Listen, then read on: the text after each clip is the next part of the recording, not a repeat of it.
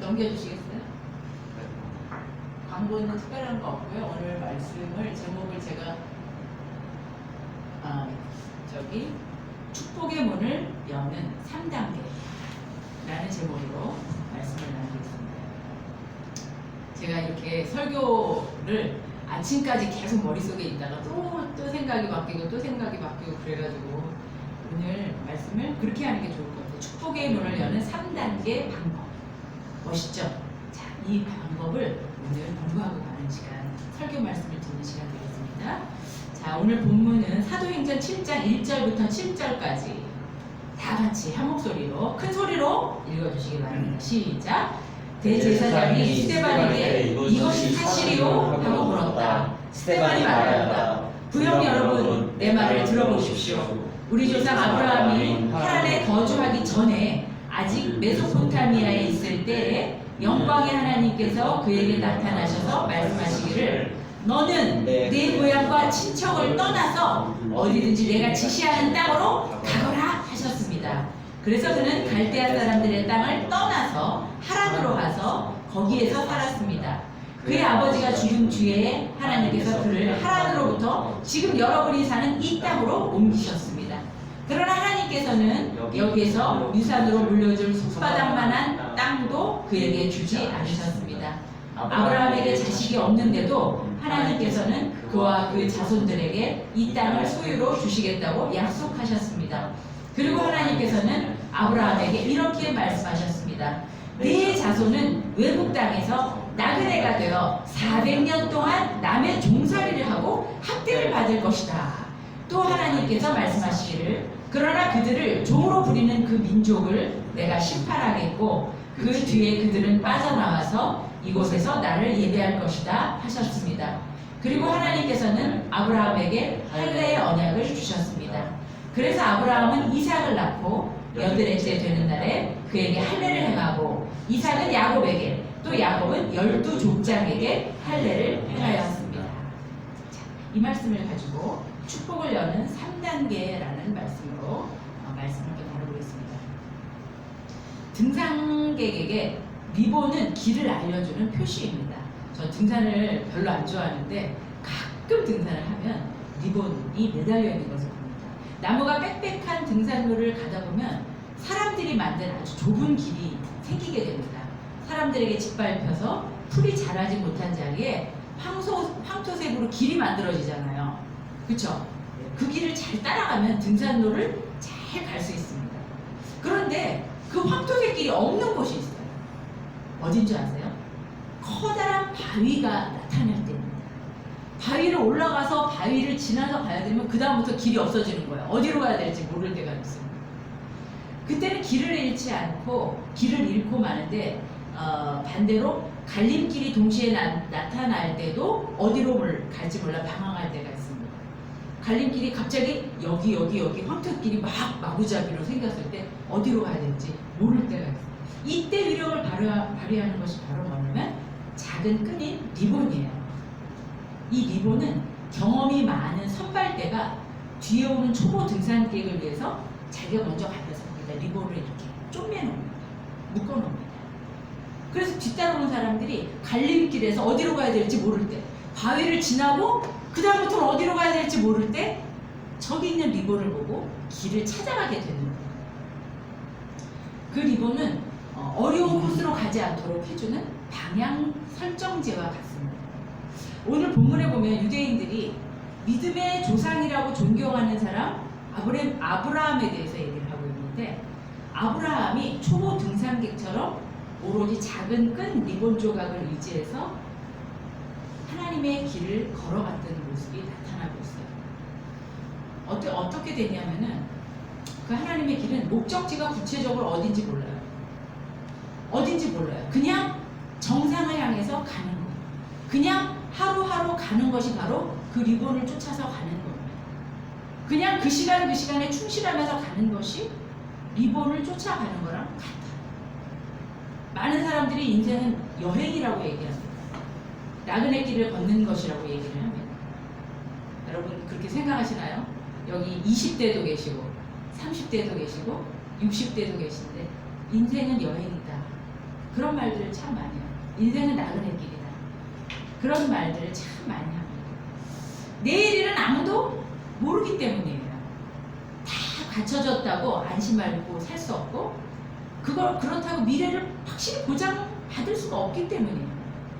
이거는 남녀노소 누구나 가리지 않고 똑같습니다. 이 세상에 온 것은 순서가 있어요.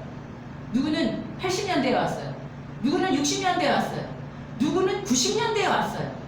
이 세상에 온 것은 순서가 있어요. 그렇지만 가는 것은 순서가 없습니다. 우리 인생은 그래서 날마다 새로운 미션이 생기는 거예요. 저도 오늘 아침에 갑자기 미션이 발생을 해서 정신이 없었는데, 고충에 누수가 생겨가지고 갑자기 정신이 없었는데, 날마다 새로운 게 생겨요. 그런 게 생기는 게 인생입니다. 오늘 본문에 스데반이라는 초대교회의 믿음 좋은 집사, 지난주에 얘기했죠? 스데반이라는 이 집사가 나오는데, 이 스데반이 잡혀서 대제사장들 앞에서 신문을 받고 있어요. 그때 스데반이 갑자기 아브라함에 대해서 얘기를 하는 거예요. 아브라함의 인생 역사를 얘기하는 거예요. 아브라함이 어떤 일이 일어났는데 그럴까요? 오늘은 아브라함을 통해서 하나님은 어떤 분인지, 어떤 스타일의 사람인지, 어떤 스타일의 분인지, 도대체 하나님은 우리한테 뭘 원하시는지, 아브라함을 어떻게 훈련시켜서 그런 평범한 사람을 믿음의 조상으로 만드셨는지, 그 어마어마한, 결국에 그를 어마어마한 거부의 축복의 문을 열도록 하셨는지 생각해보는 시간을 가졌으면 좋겠습니다.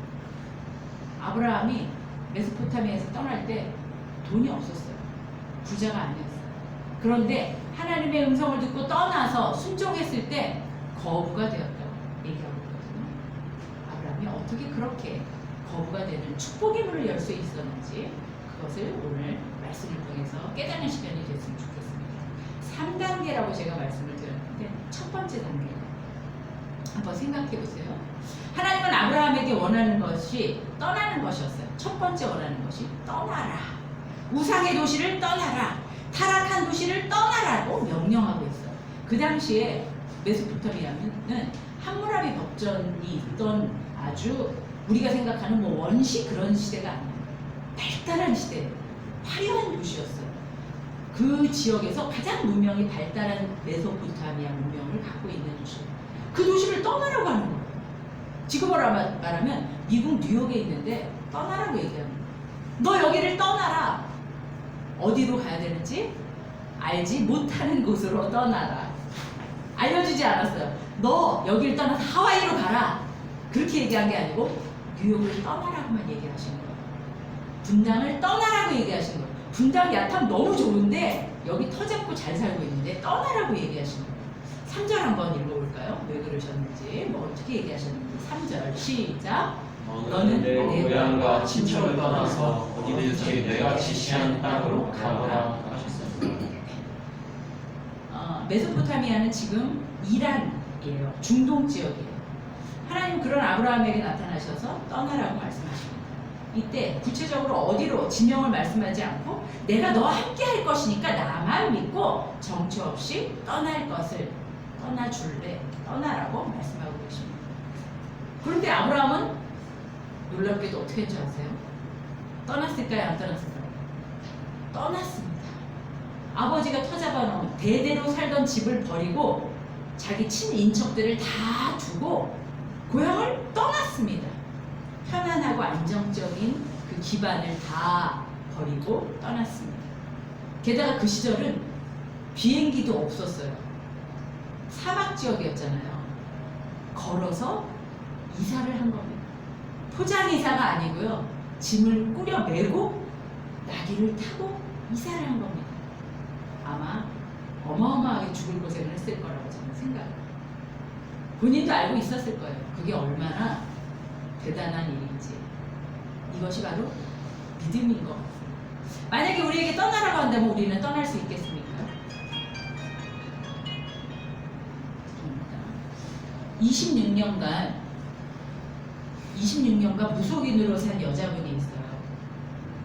무속인이 뭔지 아시죠, 여러분? 무당입니다. 무당. 어머니도 무당.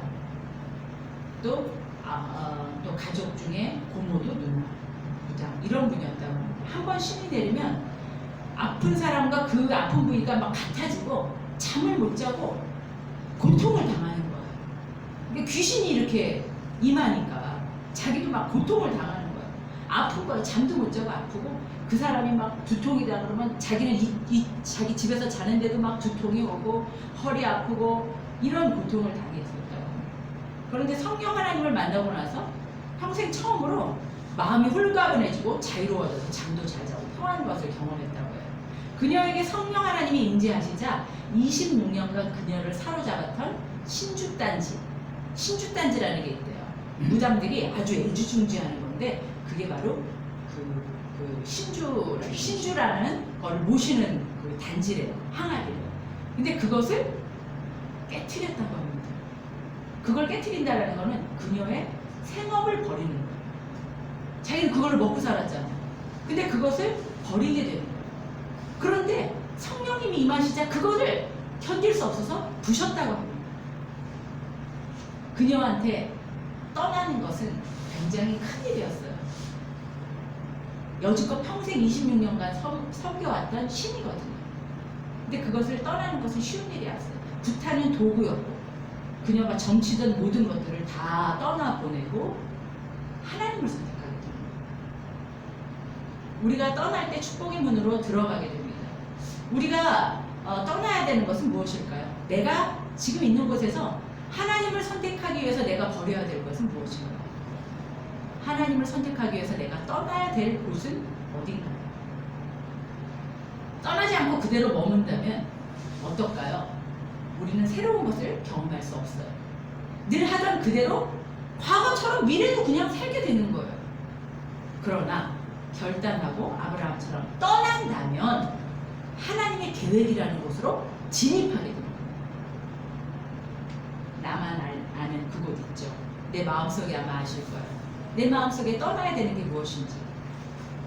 떠날 때 하나님의 계획으로 진입하는 우리 모두가 되기를 축복합니다. 첫 번째, 떠나야 한다라는 거. 떠나셨나요? 떠나기를 바랍니다. 두 번째, 2단계. 두 번째 하나님이 우리에게 원하시는 것은 믿음이에요. 그 믿음이 어떤 걸까요? 저는 믿음을 생각하다가 약속어음이 생각났어요. 김천호 원사님 약속어음 아세요? 약속어음이 뭘까요? 약속어음은 제가 인터넷에 찾아봤더니 사업을 하다가 빚을 졌어요. 그걸 갚아야 돼요. 제가 그 하피디한테 빚을 졌어요. 사업을 해서 돈을 껐는데 빚을 갚아야 되는데 돈이 하나도 없어. 그럴 때 써주는 게 약속어음. 내가 지금은 돈이 없는데 꼭 너한테 언제 얼마를 갚을게 라고 써주는 게 약속어음. 지금 돈을 준 거는 아니에요. 지금 돈은 하나도 없어요. 그치만 약속어음을 써주는 거예요. 하나님이 지금 우리한테 이렇게 하고 계신 거예요. 아브라함한테 이렇게 하고 계신 거예요. 지금은 주지 않더라도 나중에 줄 거라는 거예요. 그런데 그거를 믿어달라고 원하시는 거예요. 왜 그러는 걸까요? 왜 그렇게 하시는 걸까요? 오늘 아브라함에게도 그랬거든요. 왜 하나님은 지금 주면 되잖아요. 지금 돈을 주면 되잖아요. 능력이 없지 않잖아요. 근데 왜 안 주시고 꼭 줄게. 믿어줄래? 더 좋을 때 주고. 그래요. 더 좋을 때 줄수. 그렇죠. 그럴 수도 있을 것 같아요. 저는 이렇게 생각해 볼 때 하나님이 왜 그러실까? 왜 우리한테 약속만 주고 믿음만 주고 그러지 왜 실제적으로는 안 주시는 걸까? 우리한테 그거를 그 믿음, 그걸 믿어주는 그 작은 믿음, 그걸 원하지 않는지. 그 작은 믿음. 믿어줄래? 내가 너한테 지금 줄 수 있지만 내가 나중에 꼭 줄게. 근데 너 그거 믿니? 하나님이 원하는 게 그거 같은 거예요. 하나님 우리에게 아브라함에게 약속어음을 남발한 것처럼 우리에게도 약속어음을 계속 써주고 계세요. 또 써주고 또 써주고. 하나님은 그렇게 모든 걸 다 버리고 떠난 아브라함에게 주신 것이 하나도 없다고 나옵니다. 웬만하면 너 내 대신 좋은 거 다 버리고 나 선택해줬으니까 좋아. 내가 이거 하나 너한테 인심 쓸게. 이렇게 하시면 얼마나 좋아요. 소원 하나라도 특별히 주시면 들어주시면 얼마나 좋아요. 달래가면서 다음 단계를 그렇게 이끌어 가시면 참 좋을 것 같은데 하나도 말로만, 말씀으로만 계속 약속하고 또 약속하시는 거예요. 그러면서 믿으라고 하시는 거예요. 와, 5절 한번 읽어보실까요? 5절 다 같이 큰 소리로 읽어보겠습니다. 시작. 그러나 하나님께서는 여기에서 유산으로 물려줄 손바닥만한 땅도 그에게 주지 않으셨습니다. 아브라함에게 자식이 없는데도 하나님께서는 그와 그 자손들에게 이 땅을 소유로 주시겠다고 약속하셨습니다. 네. 손바닥만한 땅도 그에게 줬다고요? 주지 않았다고요? 아브라함에게 자식이 없는데도 그에게 자식을 주셨다고요? 안 주셨다고요? 안 주셨어요. 뭐라 그러셨냐면 네 자손이 나중에 이렇게 할 것이다 얘기만 하신 거예요.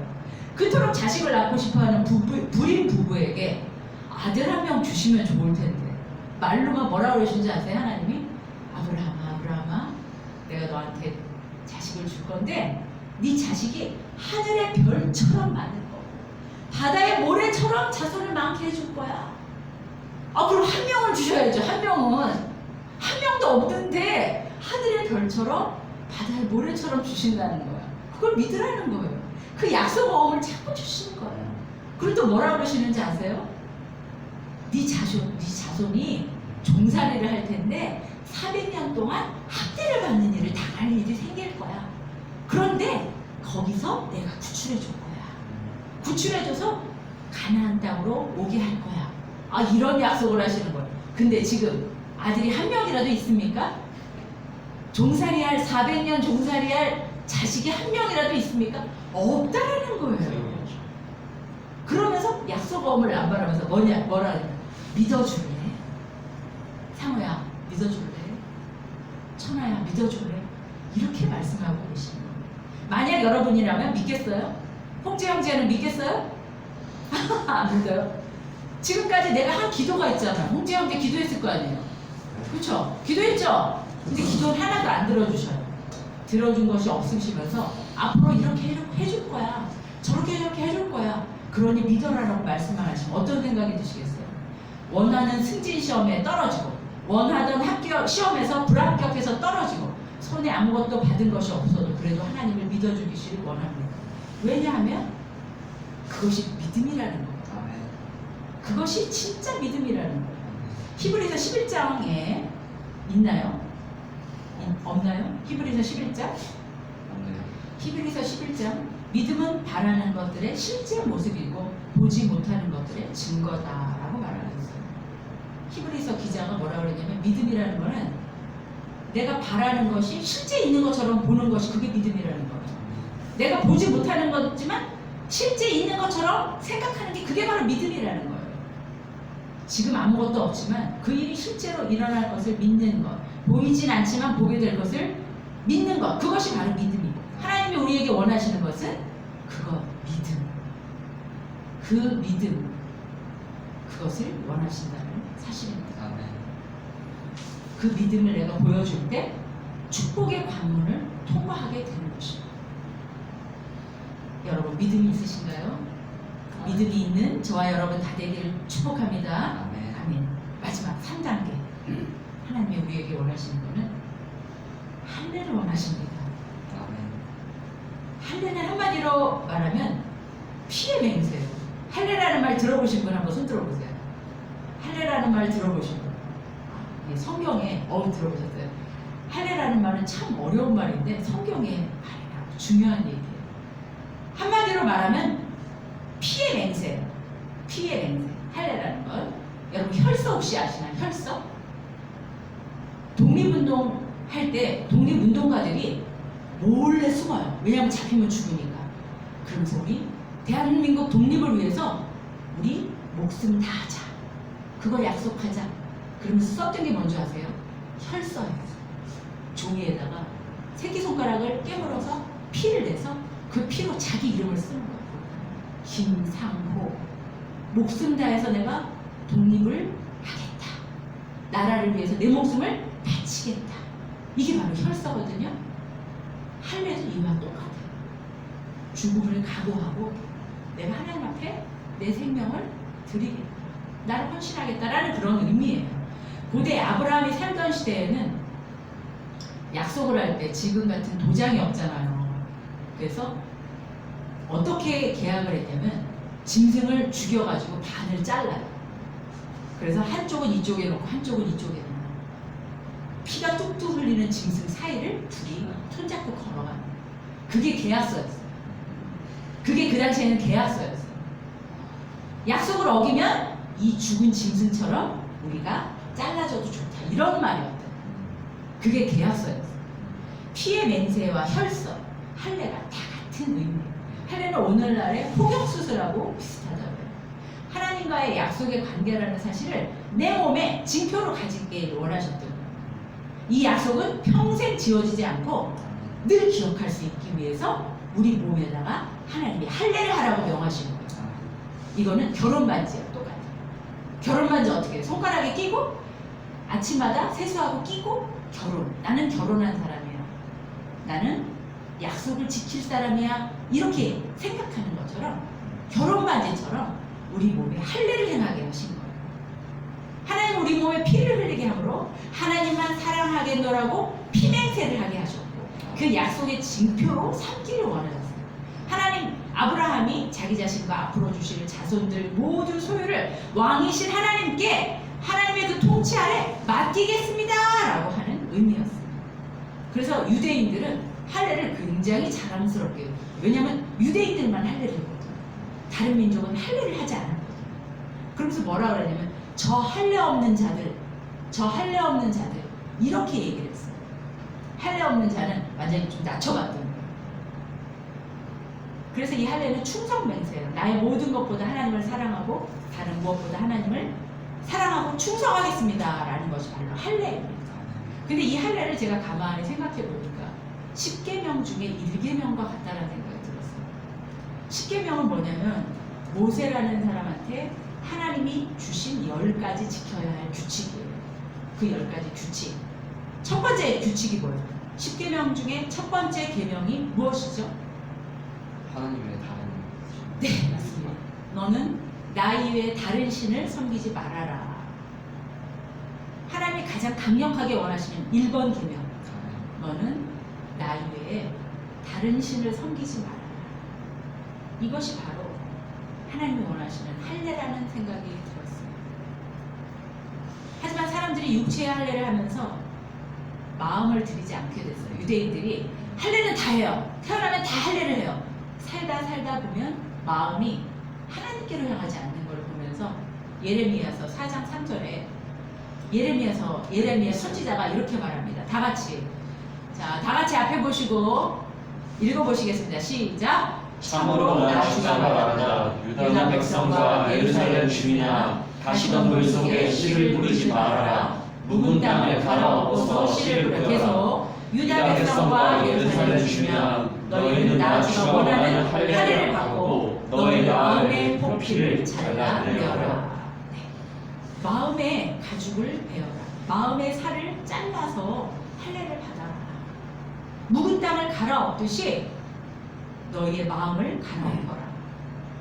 가시덤불에다가 씨를 뿌리면 소용이 있어요? 없어요? 없죠. 우리의 마음의 할례를 받으라라는 거예요. 아멘. 육체의 할례는 이제는 필요가 없다라는 겁니다. 마음의 할례를 받아라 라고 얘기하고 있습니다. 아멘. 바로 그것이 하나님이 원하시는 마음의 할례입니다. 신명기 10장 15절부터 18절까지 좀 긴데 다 함께 읽겠습니다. 시작. 그런데 주님께서는 오직 당신들의 조상에게만 마음을 쏟아 사랑하셨으며 많은 백성 가운데서도 그들의 자손이 당신들만을 오늘 이처럼 택하신 것입니다. 그러므로 당신들은 마음의 할례를 받고 다시는 고집을 부리지 마십시오. 이 세상에는 신도 많고 주도 많으나 당신들의 주 하나님만이 참 하나님이시고 참 주님이시라. 그분만이 크신 권능의 하나님이시오 두려우신 하나님이시며 사람을 차별하 판단하시거나 뇌물을 받으시는 분이 아니시며 고아와 과부를 공정하게 재판하시며 나그네를 사랑하셔서 그에게 먹을 것과 입을 것을 주시는 분이십니다. 마음의 할례를 받으십시오. 아멘. 마음의 할례를 받을 때 하나님께서 우리를 고아와 과부처럼 버려두지 않으시고 우리를 공정하게 재판하도록 안아주시고 아멘. 사랑해 주시고 먹을 것과 입을 것을 주신다고 말씀하시고 계십니다. 이제 우리는 이제 더 이상 피의 할례를 하지 않고 마음의 할례를 행하는 자들이 되어야 합니다. 아멘. 마음을 새롭게 함으로 변화를 받아서 새로운 사람이 되어야 합니다. 말씀을 맺을까 합니다. 이 시대에 하나님보다 더 사랑하는 것은 우리가 다 알고 있어요. 이 3단계를 지금 다 봤습니다. 우리가 사랑하는 것은 하나님이 아니라 돈이고 외모고 성공이고 학벌이고 이런 것들이 다 우리의 우상입니다. 여러분이 가장 사랑하는 것이 세상 것이 아니라